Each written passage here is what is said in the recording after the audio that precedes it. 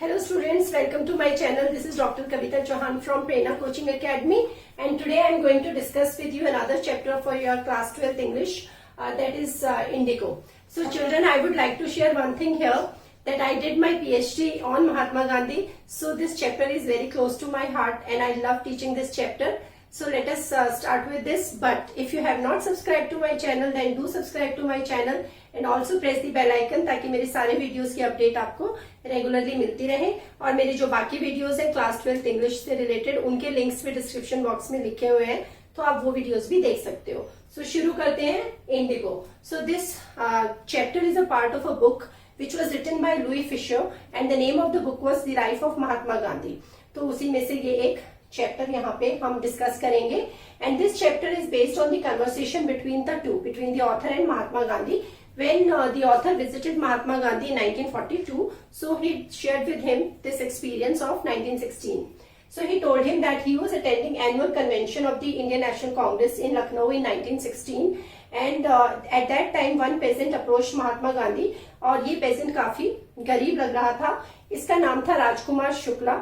वो राजकुमार शुक्ला जो थे वो चंपारण से आए थे और वो यहाँ पे आए थे to complain about the injustice of landlord system in Bihar. तो जो लैंडलॉर्ड सिस्टम की वजह से किसानों को जो प्रॉब्लम्स फेस करनी पड़ती थी, इनजस्टिस फेस करना पड़ता था, वो उसकी कंप्लेन करने के लिए यहाँ पे आए थे। तो किसी ने उन्हें बोला कि वो जाके महात्मा गांधी से मिले। So he approach Mahatma Gandhi and he wanted Mahatma Gandhi to visit his district, but Mahatma Gandhi told him that he was busy and he had to go to Kanpur also. So Shukla जो थे वो इस बात से निराश नहीं हुए, वो महात्मा गांधी के साथ साथ चलते रहे। जहां जहां महात्मा गांधी जाते थे वो उनको फॉलो करते रहे। और फाइनली जब महात्मा गांधी अपने आश्रम में पहुंचे अहमदाबाद में, तो वहां पे भी कुछ वीक्स राजकुमार शुक्ला वहीं पे रहे। और ये सब देख के महात्मा गांधी को एहसास हुआ कि ये जो राजकुमार शुक्ला जी थे वो अपना जो भी वो डिसीजन, मतलब उनके अंदर एक दृढ़ संकल्प था कि वो ये जो अन्याय फेस कर रहे थे किसान, उनके बारे में वो कुछ ना कुछ चाहते थे कि उनकी प्रॉब्लम्स किसी तरीके से सॉल्व की जाए। और Mahatma Gandhi was very impressed with this kind of tenacity, क्योंकि जैसे कि वो पीछे नहीं हटना चाहते थे जिस डिमांड के साथ वो आए थे, और वो चाहते थे जब तक वो प्रॉब्लम सॉल्व नहीं होगी वो वापस अपने डिस्ट्रिक्ट नहीं जाएंगे। तो इससे महात्मा गांधी बहुत इम्प्रेस हुए और महात्मा गांधी ने उन्हें कहा कि वो बाद में आके महात्मा गांधी से मिले जब महात्मा गांधी जाएंगे कैलकाटा। तो कुछ महीने के बाद महात्मा गांधी कोलकाता गए और वहां पे राजकुमार शुक्ला भी आए। उन्होंने इंतजार किया जब तक महात्मा गांधी फ्री नहीं हुए। जब महात्मा गांधी फ्री हो गए तो उन्होंने डिस्कस किया और उसके बाद वो वहां से निकले और उन्होंने ट्रेन पकड़ी पटना के लिए। पटना में वो जाके रुके राजेंद्र प्रसाद के घर। राजेंद्र प्रसाद जो थे बाद में वो इंडिया के प्रेसिडेंट बने और कांग्रेस वर्किंग कमेटी के भी प्रेसिडेंट बने, लेकिन वो इस वक्त अपने घर में नहीं थे, लेकिन उनके सर्वेंट्स वहां पे थे। जब उन्होंने राजकुमार शुक्ला को देखा कि उनके साथ कोई और एक इंसान है जो यहाँ आए हुए थे, तो उन्होंने उन्हें वहां रहने के लिए तो अलाउ कर दिया, क्योंकि जो राजकुमार शुक्ला थे वो पहले भी राजेंद्र प्रसाद से मिलते रहे थे और इनको सर्वेंट्स को पता था कि वो कैसे आके उनके मालिक से अपनी कोई ना कोई प्रॉब्लम डिस्कस करते रहते थे। तो उन्होंने उन्हें नीचे रहने के लिए अलाउ किया और उन्होंने सोचा कि ये जो उनके साथ महात्मा गांधी गए थे वो तो उन्हें पहचानते नहीं थे, तो उन्होंने सोचा ये भी शायद कोई किसान ही थे, क्योंकि उनके जो कपड़े थे या जिस तरीके से महात्मा गांधी की सिंप्लिसिटी और उनका व्यवहार था, उससे उनको लगा कि ये भी कोई किसान है। बट उन्होंने यहाँ तक उनके साथ ये बिहेवियर भी किया कि उन्होंने उन्हें कुएं से पानी नहीं भरने दिया, क्योंकि वो समय ऐसा था जब अनटचेबिलिटी काफी प्रैक्टिस की जाती थी हमारे समाज में, और उन्हें इस बात का अंदाजा भी नहीं था, उन्हें ये श्योरिटी नहीं थी कि महात्मा गांधी अनटचेबल थे या नहीं थे। तो ये एक बात भी यहाँ पे बताई गई है। तो उसके बाद ये लोग वहां पे रहे। तो अब आगे देखते हैं क्या हुआ। तो यहाँ से महात्मा गांधी पहले मुजफ्फरपुर जाना चाहते थे, क्योंकि वो चाहते थे कि जो कुछ उन्होंने शुक्ला जी ने बताया था उससे भी ज्यादा वो और कुछ पहले इन्फॉर्मेशन लेना चाहते थे इन सारी कंडीशंस के बारे में, कि जो शेयर क्रॉपर्स थे वो यहाँ पे क्या प्रॉब्लम्स फेस कर रहे थे और क्या इनजस्टिस उनके साथ हो रहा था। तो जब वो वहां जाना चाहते थे तो उन्होंने एक टेलीग्राम भेजा प्रोफेसर JB कृपलानी को, ताकि वो वहां जाके उनके साथ रह सके। तो 15 अप्रैल 1917 को महात्मा गांधी पहुंचे मुजफ्फरपुर, और जो JB कृपलानी जी थे वो वहां पे आए हुए थे अपने स्टूडेंट्स के साथ उनको वेलकम करने के लिए और रिसीव करने के लिए। यहाँ पे महात्मा गांधी ने ये भी बोला कि एक ये बहुत बड़ी बात थी उस वक्त कि किसी गवर्नमेंट स्कूल के टीचर के लिए किसी फ्रीडम फाइटर को अपने घर में रखना, क्योंकि जो छोटी जगहें होती थी वहां के जो लोग थे वो इस बात से बहुत घबरा जाते थे कि वो किसी इस तरीके का इंसान जो फ्रीडम फाइटर था या जो ब्रिटिशर्स के अगेंस्ट था उसको अपने घर में रखे। उन्हें इस बात से बहुत डर लगता था। तो जब महात्मा गांधी वहां पहुंचे तो उनके पहुंचने की जो खबर थी वो चंपारण तक भी पहुंच गई और बहुत सारे पेजेंट्स जो थे चंपारण से वो कुछ लोग तो पैदल ही निकल लिए और कुछ लोग अपने किसी न किसी साधन के जरिए वहां पर पहुंचने लगे, क्योंकि वो चाहते थे यहाँ आना और देखना चाहते थे इस इंसान को जो उनके लिए यहाँ उनके अधिकारों के लिए लड़ने के लिए आए थे। जो वहां के लॉयर्स थे वो भी जाके महात्मा गांधी से मिले, क्योंकि ये लॉयर्स जो थे वो पेजेंट्स के जो केसेस थे उनको लॉ कोर्ट्स में ले जाते थे और उनके ऊपर मतलब इशू को लेते थे। लेकिन महात्मा गांधी ने यहाँ पे लॉयर्स को काफी इस बात के लिए बोला, क्योंकि वो बहुत ज्यादा पैसे भी लेते थे पेजेंट्स से, जबकि पेजेंट्स तो बहुत गरीब थे ऑलरेडी। तो इसलिए महात्मा गांधी को ये बात ठीक नहीं लगी और वो महात्मा गांधी का कहना था कि हमें इस तरीके के जो किसानों के इश्यूज हैं उनको लॉ कोर्ट में ले जाना ही नहीं चाहिए, क्योंकि वो उनके अकॉर्डिंगली बिल्कुल यूजलेस था। और उनको लगता था कि जो ये किसान थे या पेजेंट्स थे इनको actually what was more needed was that they needed freedom from fear, मतलब ये जो उनका डर था उनको उनसे मुक्ति चाहिए थी, उससे आजादी मिलनी चाहिए थी। और यहाँ पे एक्चुअली में प्रॉब्लम क्या फेस कर रहे थे शेयर क्रॉपर्स कि जो भी यहाँ का चंपारण का ज्यादातर पूरा का पूरा एग्रीकल्चरल लैंड था, उस एग्रीकल्चरल लैंड में most of the land was owned by Englishman. तो एक अरेंजमेंट साइन किया गया था ये जो लैंडलॉर्ड्स थे, इंग्लिश लैंडलॉर्ड्स और किसानों के बीच में, जो वहां पे एज ए टेनेंट उस जमीन को बोते थे। और उनके बीच में एक अरेंजमेंट था, एक कॉन्ट्रैक्ट के थ्रू इसको साइन किया गया था कि उस जो भी जमीन उस एक पर्टिकुलर टेनेंट के पास थी उसका जो 15% जमीन का हिस्सा था उस पे इंडिगो उगाई जाएगी और फिर उसको दिया जाएगा लैंडलॉर्ड्स को एज अ रेंट। तो ये वाला अरेंजमेंट जो था इससे वैसे ही जो शेयर क्रॉपर्स थे काफी प्रॉब्लम फेस करते थे। लेकिन अब क्या हुआ, अचानक जर्मनी से एक न्यूज आई थी कि Germany had discovered synthetic indigo. तो जो ये इंग्लिशमैन थे now they did not want the Indian sharecroppers to grow indigo. तो उन्होंने लोगों को बोला कि हम तुम्हें इस एग्रीमेंट से मतलब तुम्हें ये एग्रीमेंट हम खत्म कर देंगे कॉन्ट्रैक्ट, लेकिन इसके बदले में तुम्हें हमें कंपनसेशन देना होगा।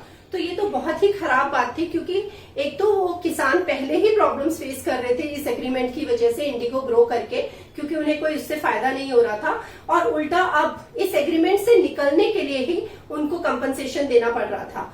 तो कुछ जो किसान थे उन्होंने तो मतलब वो परेशान हो चुके थे, तो किसी तरीके से इस एग्रीमेंट से निकलना चाहते थे, तो उन्होंने तो साइन भी कर दिया था। कुछ ऐसे लोग जो थे जो पुलिस के पास गए या जो इसके खिलाफ थे, तो वहां पे ठगों को बुलाया गया, मतलब उनको फिजिकली थ्रेटन भी किया गया कि वो इस एग्रीमेंट को साइन करें। और तब ये इस तरीके से जो हमने कहानी शुरू की कि तब राजकुमार शुक्ला जो थे वो इन सारी प्रॉब्लम्स के बाद फेस करने के बाद पहुंचे थे महात्मा गांधी को अप्रोच करने के लिए। तो अब देखते हैं आगे महात्मा गांधी ने क्या किया। अब महात्मा गांधी पहुंचे मुजफ्फरपुर से चंपारण। जब वो चंपारण पहुंचे तो सबसे पहले उन्होंने फैक्ट्स इकट्ठे करने की कोशिश की और जो ब्रिटिश लैंडलॉर्ड्स की एसोसिएशन थी उस एसोसिएशन में जाके वो वहां के सेक्रेटरी से मिले। ये जो सेक्रेटरी थे उन्होंने महात्मा गांधी को किसी भी तरीके की इन्फॉर्मेशन देने के लिए मना किया और उन्हें बोला कि वो एक आउटसाइडर है, वो यहाँ से चले जाएं। लेकिन महात्मा गांधी ने कहा कि नहीं, वो आउटसाइडर नहीं है। और अगले दिन महात्मा गांधी ने वहां के जो कमिश्नर थे उन कमिश्नर से वो मिले जो तिरहट डिवीजन के कमिश्नर थे। लेकिन कमिश्नर ने भी महात्मा गांधी को बुली करने की कोशिश की, लेकिन महात्मा गांधी किसी भी तरीके के दबाव में नहीं आए और उन्होंने डिसाइड किया कि अब वो मोतीहारी के लिए निकलेंगे। मोतीहारी उस वक्त चंपारण की कैपिटल होती थी, तो वो वहां के लिए निकल पड़े और अगले दिन बहुत सारे लॉयर्स भी उनके साथ वहां के लिए निकल पड़े। और महात्मा गांधी जब जा रहे थे तो रास्ते में उनको पुलिस सुपरिटेंडेंट का मैसेंजर मिला, मतलब उसने उन्हें ओवरटेक किया और उनको बताया कि ये आपके लिए एक ऑफिशियल नोटिस है और आपको अभी के अभी मोतीहारी से निकलना होगा। लेकिन महात्मा गांधी ने इस चीज को इसको ओबे करने के लिए मना कर दिया। तो तब उनके पास फिर से एक नोटिस आया जिसमें बोला गया कि उनको अगले दिन कोर्ट में हाजिर होना पड़ेगा। तो महात्मा गांधी ने कहा ठीक है, लेकिन वो अब उनको इस बात से काफी चिंता भी थी। उन्होंने राजेंद्र प्रसाद को टेलीग्राफ भेजा कि वो अपने कुछ इन्फ्लुएंशियल फ्रेंड्स को लेके वहां पे पहुंचे। सुबह जब महात्मा गांधी उठे तो उन्होंने देखा पूरा का पूरा मोतीहारी जो था वो किसानों से भरा हुआ था। ये वो पेजेंट्स थे जिनको इनके बारे में जब पता चला, हालांकि उन्हें महात्मा गांधी के साउथ अफ्रीका के सत्याग्रह और उन इंसिडेंट्स के बारे में कुछ नहीं मालूम था, लेकिन उन्हें इतना जरूर पता था कि जो ये एक इंसान उनकी मदद करने के लिए यहाँ आया है वो इस वक्त मुसीबत में है, तो वो उनकी मदद करने के लिए यहाँ सब लोग इकट्ठा हो गए थे। इतनी ज्यादा मात्रा में ये पेजेंट्स यहाँ पे इकट्ठा हुए थे कि पुलिस के लिए उनको कंट्रोल करना मुश्किल हो गया था। तब यहाँ पे महात्मा गांधी ने पुलिस की हेल्प की उनको क्राउड को रेगुलेट करने में, और महात्मा गांधी का जो पूरा का पूरा व्यवहार था वो काफी पोलाइट था और बहुत ही फ्रेंडली था।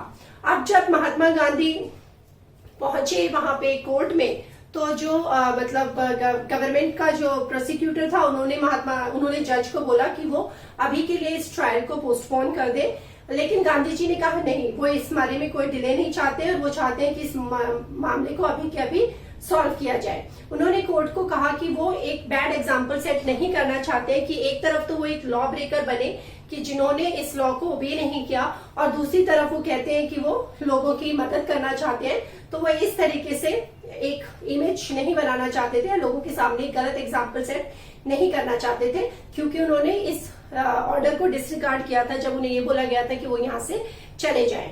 तो उन्होंने कहा कि जो भी पेनल्टी है, जो भी उनको ड्यू है, मतलब जो भी उन्हें देना है वो मजिस्ट्रेट उन्हें बताए, लेकिन मजिस्ट्रेट ने बोला कि वो 2 घंटे के बाद फैसला सुनाएंगे, और उन्होंने महात्मा गांधी को बोला कि इस 2 घंटे के अंदर वो अपनी जमानत का इंतजाम करें।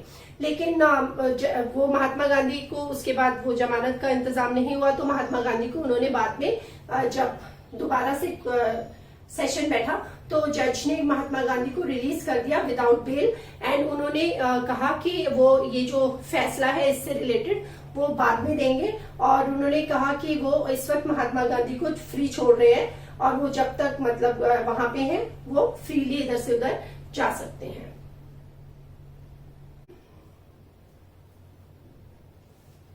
अब जब जज ने ये कहा कि वो इससे संबंधित डिसीजन बाद में देंगे, तो उसके बाद जो राजेंद्र प्रसाद थे वो और उनके साथ कुछ और लोग यहाँ पे आए महात्मा गांधी से मिलने के लिए और उनको एडवाइस करने के लिए इस इश्यू से संबंधित। तो महात्मा गांधी ने उनसे पूछा कि अगर महात्मा गांधी को सजा हो जाती है तो वो लोग क्या करेंगे। तो उन्होंने कहा कि वो यहाँ पे महात्मा गांधी को एडवाइस करने के लिए थे, और अगर महात्मा गांधी ही यहाँ नहीं होंगे या उन्हें जेल हो जाएगी तो वो यहाँ रह के क्या करेंगे, तो वो भी यहाँ से वापस चले जाएंगे। तो महात्मा गांधी ने उनसे पूछा कि लेकिन जो शेयर कॉर्पस के साथ इनजस्टिस हो रहा है उसका क्या, मतलब एक्चुअली में तो जो यहाँ पे लड़ाई थी वो शेयर क्रॉपर्स के राइट्स के लिए थी, तो उन्होंने कहा उसका क्या होगा। तो अब उन्होंने भी फिर आपस में जब कंसल्ट किया तो उन्हें लगा कि एक ऐसा इंसान जो यहाँ का रहने वाला भी नहीं था और मतलब यहाँ के लिए वो एक स्ट्रेंजर था, वो यहाँ पे रहने के लिए, इनके अधिकारों के लिए लड़ने के लिए तैयार था, जेल जाने तक के लिए तैयार था, और वो यहाँ से वापस जाना चाहते थे, और ये उन्हें ऐसा लगा अब कि ये उनके लिए एक बहुत ही शेमफुल डिसीजन होगा। तो उन्होंने महात्मा गांधी से आके कहा कि अगर वो महात्मा गांधी जब यहाँ पे अगर उनको जेल हो जाती है तो वो भी महात्मा गांधी के साथ जेल चले जाएंगे और जो वो करेंगे वो उनको फॉलो करेंगे। तब महात्मा गांधी ने कहा the battle of Champaran is one, कि ये जो हमारी लड़ाई थी वो तो हमने जीत ली। कहने का यहाँ पे मतलब था कि यहाँ पे ये जो लोग थे, जब सब लोग इस लड़ाई का हिस्सा बन गए थे तो जीत होनी तो खुद ही संभव थी। तो बहुत दिन बीत गए, उसके बाद एक लेटर आया जिसमें बोला गया कि महात्मा गांधी के खिलाफ वो जो केस था जो उन्होंने डिसोबे किया था उस वक्त वो तिहारी छोड़ने के लिए, तो वो उनके खिलाफ जो था हटा दिया गया था, और गांधी ने बोला कि अब हम सबको मिलके एक इंक्वायरी बिठानी चाहिए जिसमें ये सारे लॉयर्स और महात्मा गांधी और जो पेजेंट्स थे उन सब ने मिलके सारा रिकॉर्ड किया गया, सबकी स्टेटमेंट ली गई, एविडेंसेस लिए गए, और बेसिकली पूरा का पूरा इस केस के बारे में स्टडी की गई कि जो शेयर क्रॉपर्स थे वो किस तरीके से यहाँ पे लैंडलॉर्ड्स के द्वारा इनजस्टिस फेस कर रहे थे। तो पूरे के पूरे डिटेल। अब महात्मा गांधी को फिर एक समन्स आए जिसमें कहा गया कि उनको लेफ्टिनेंट गवर्नर से मिलने के लिए बुलाया गया था। तो महात्मा गांधी ने मिलने से पहले पूरे प्लान्स बनाए और उन्होंने कहा कि अगर वो वापस नहीं आएंगे तो फिर से वो सिविल डिसोबीडियंस यहाँ पे शुरू करेंगे।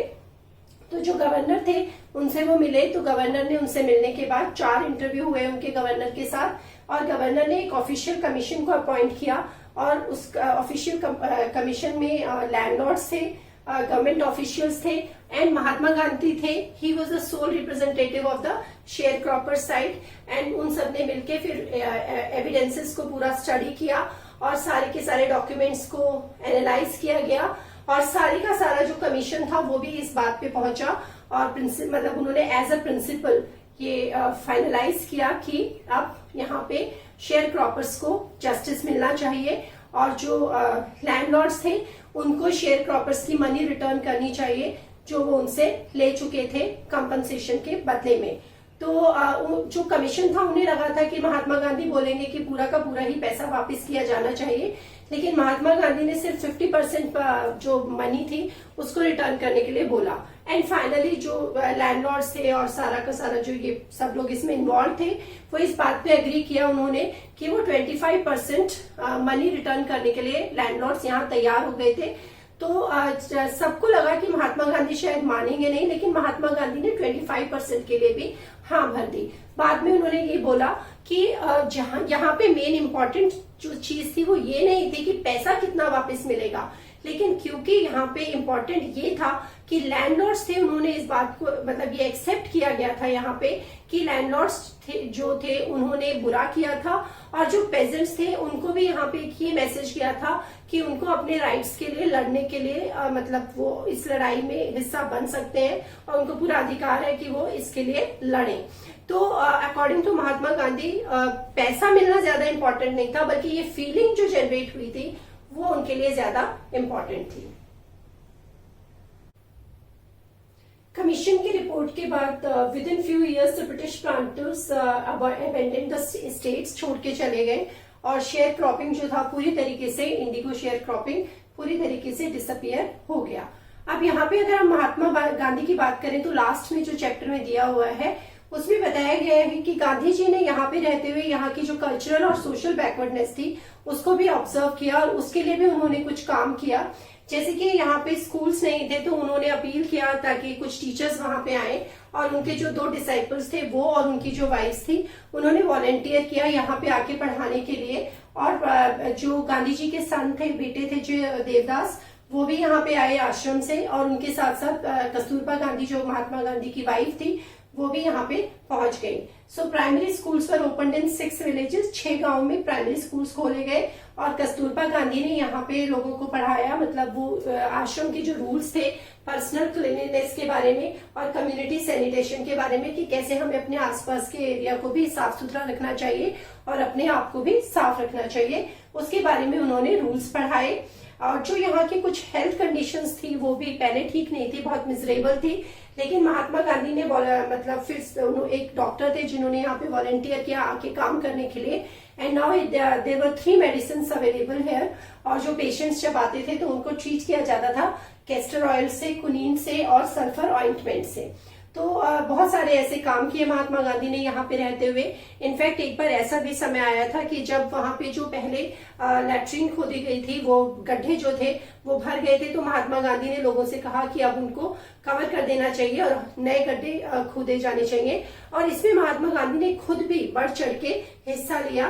तो पूरा का पूरा अगर हम इस में समझना चाहें तो महात्मा गांधी ने यहाँ एक मैसेज दिया लोगों को कि उन्हें ब्रिटिशर्स के खिलाफ अपने अधिकारों के लिए तो लड़ना है, लेकिन उसके साथ साथ जहां पे वो रहते हैं अपने आप को, अपनी इस बैकवर्डनेस से भी उन्हें निकालना होगा, ताकि अगर वो इस बैकवर्डनेस से निकलेंगे तभी उनके सोच में भी परिवर्तन आएगा।